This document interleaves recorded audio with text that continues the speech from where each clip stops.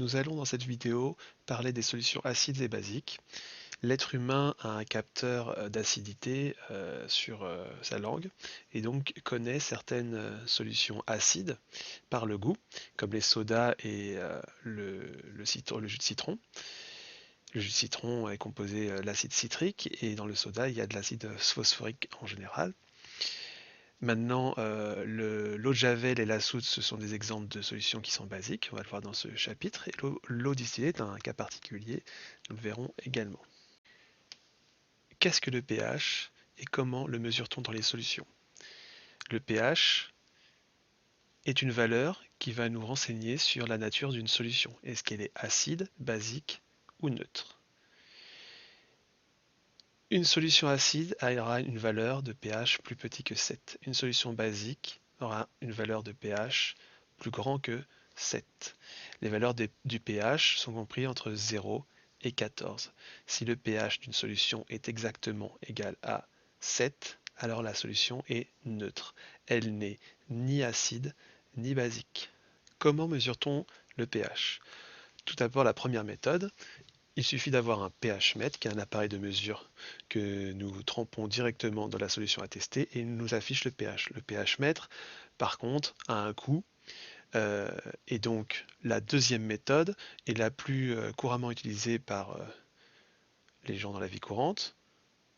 Il suffit d'avoir un papier pH, on place quelques gouttes de solution à tester sur le papier pH et le papier pH change de couleur.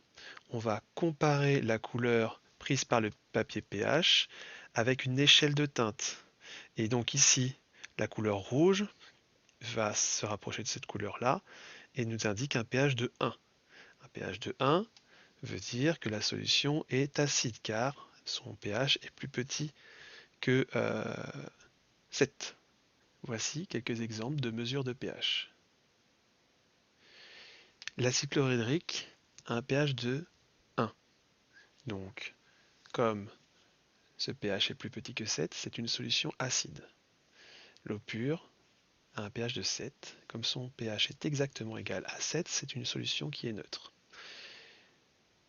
Pour la soude, l'hydroxyde de sodium, nous trouvons un pH de 13. C'est une solution basique car son pH est plus grand que 7. Le jus de citron a un pH de 5. Il est donc acide car son pH est plus petit que 7. Nous pouvons comparer l'acidité et la basicité des solutions. Un exemple avec l'acidité. Pour l'acide chlorhydrique et le jus de citron étant contenant de l'acide citrique, on place sur l'échelle de pH l'acide chlorhydrique à 1, on place le jus de citron à 5, et l'acide chlorhydrique est plus acide que le jus de citron car son pH est plus petit. On peut également dire que l'acide chlorhydrique est plus acide que le jus de citron car son pH est le plus proche de 0. On pourrait faire la même chose avec des solutions basiques. Plus les pH est proche de 14, plus elles sont basiques. Les pH des solutions basiques les plus fortes sont les plus grands. De quoi sont composées les solutions acides et basiques? Tout d'abord, il nous faut parler de deux ions, l'ion hydrogène et l'ion hydroxyde. Les ions hydrogènes sont des atomes d'hydrogène qui perdent un électron. Et l'ion hydroxyde, ce sont un atome d'hydrogène et d'oxygène qui sont liés chimiquement, avec au total une charge négative, donc un électron de plus. Maintenant,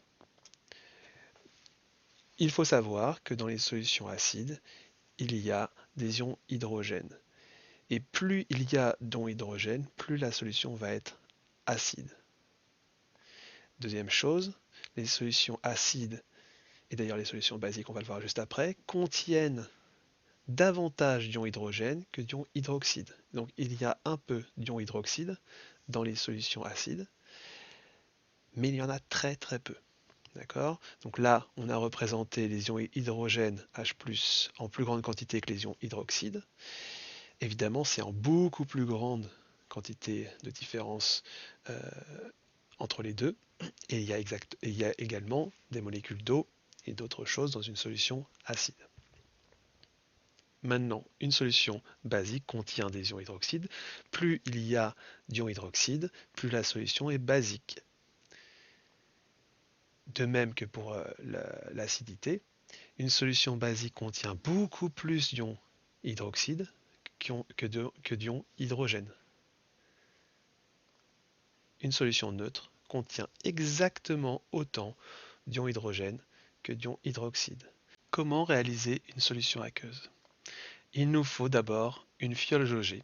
Nous allons prendre une fiole jaugée de 1 litre et placer d'abord 4 g de soluté, ici de l'acide citrique, que nous avons coloré en jaune pour que ça soit plus facile de se représenter les choses. On remplit à moitié du solvant qui ici est l'eau, donc nous allons réaliser une solution aqueuse. On remplit à moitié de telle façon que nous puissions agiter. On agite, puis on met la fin du litre d'eau jusqu'au trait de graduation à 1 litre. Après agitation, nous obtenons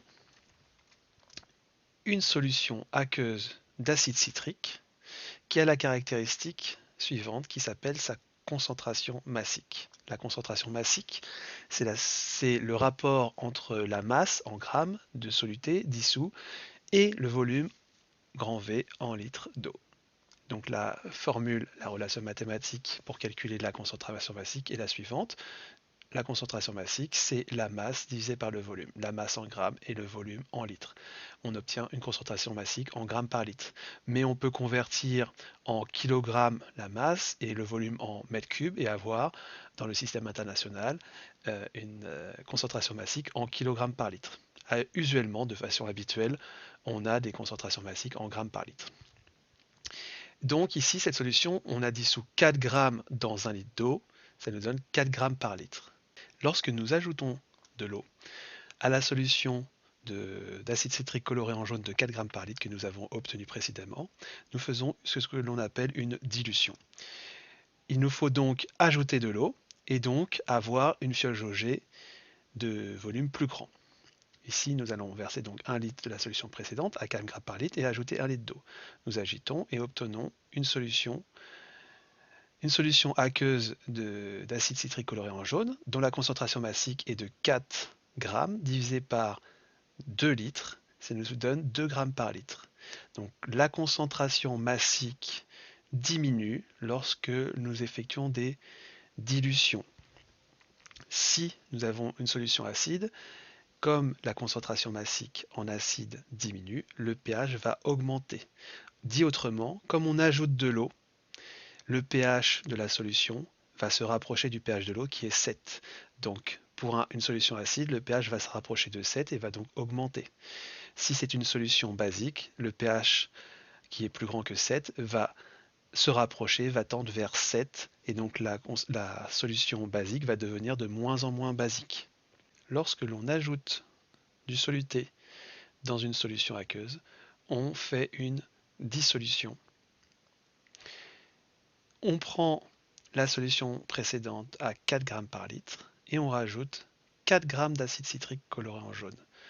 On a donc cette fois une concentration de 4 plus 4 grammes d'acide citrique coloré en jaune dans 1 litre de solution. Le volume de la solution ne change pas. Et on obtient 8 grammes par litre de solution à la fin. Et donc la concentration massique augmente lors des dissolutions. Donc, si la solution est acide, elle devient de plus en plus acide, car elle contient de plus en plus d'ions hydrogène H+, et le pH est de plus en plus petit. Si c'est une solution basique, elle contient de plus en plus d'ions hydroxyde HO-, et son pH est de plus en plus grand. Il se rapproche de plus en plus de 14. Quels sont les dangers des solutions acides et basiques concentrées? Les dangers sont toujours indiqués par un pictogramme sur les bouteilles qui contient des réactifs chimiques, des espèces chimiques. Et donc, parmi ces pictogrammes, quel est celui indiqué sur les bouteilles qui contiennent des solutions acides et basiques concentrées? Eh bien, c'est le pictogramme corrosif. Elles sont corrosives et on comprend très vite sur le pictogramme qu'elles réagissent avec la matière organique, en particulier avec la peau et avec la surface des yeux. Et elles réagissent avec les matériaux et en particulier avec les métaux. Il faut donc s'en protéger grâce à des lunettes de protection, en numéro 1 pour protéger les yeux, la surface de l'œil étant très fragile. Des gants pour protéger la peau des mains, qui vont être forcément proches des solutions acides basiques concentrées qu'on va manipuler. Et on protège le reste de la peau et les vêtements avec une blouse de protection. Les solutions acides et basiques réagissent entre elles. Plus elles sont concentrées, plus elles réagissent violemment. Les ions hydrogène H+ de la solution acide réagissent avec les ions hydroxyde H- de la solution basique et forment une molécule d'eau, H2O, et c'est une réaction exothermique. Elle produit de l'énergie thermique. L'énergie thermique chauffe les réactifs et les produits qui peuvent se transformer en gaz et projeter des liquides, donc la solution acide et basique des réactifs, et de l'eau chaude sur l'expérimentateur. Il faut donc s'en protéger comme nous l'avons dit précédemment avec des lunettes, des gants et une blouse de protection. Voyons un exemple de réaction acido-basique entre une solution acide et une solution basique. La solution acide est de l'acide chlorhydrique. Par exemple, un détartrant pour les toilettes. Il réagit avec de l'eau de javel qui sert à désinfecter les mêmes toilettes. Il est indiqué sur les deux solutions quand on l'achète dans le commerce qu'il ne faut les mélanger avec rien, puisque le produit de la réaction entre l'acide chlorhydrique et l'eau de javel est un gaz qui s'appelle le dichlore, Cl2, deux atomes de chlore, dichlore, et c'est un gaz qui est toxique. Il est jaune, jaune-vert.